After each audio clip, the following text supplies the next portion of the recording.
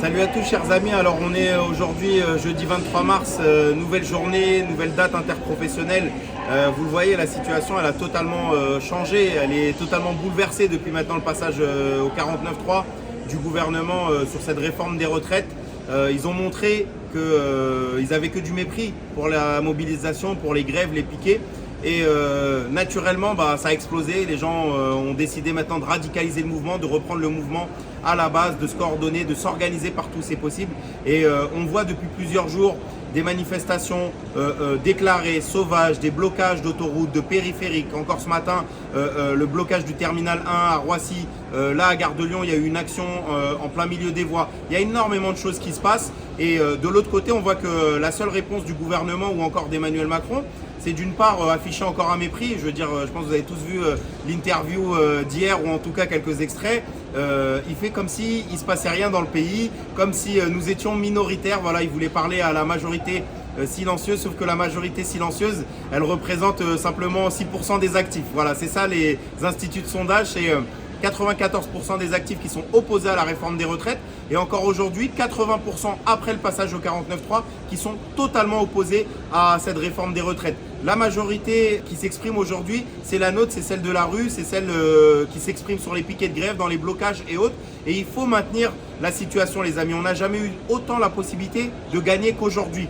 On est face à un gouvernement qui est totalement minoritaire à tout niveau, je veux dire par là, ils sont isolés.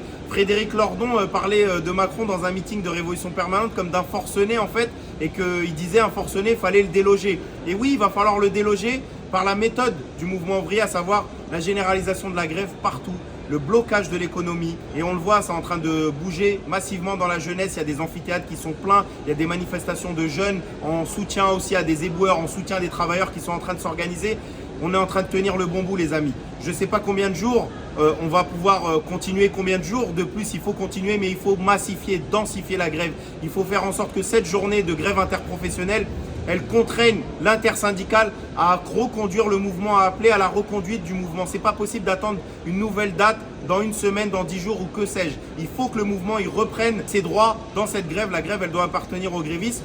Et vous le savez, on a construit un réseau pour la grève générale, un réseau interprofessionnel avec des camarades raffineurs, de l'énergie, des gaziers, des camarades cheminots, de la RATP, des profs et autres, énormément de monde qui se réunissent dans ce réseau.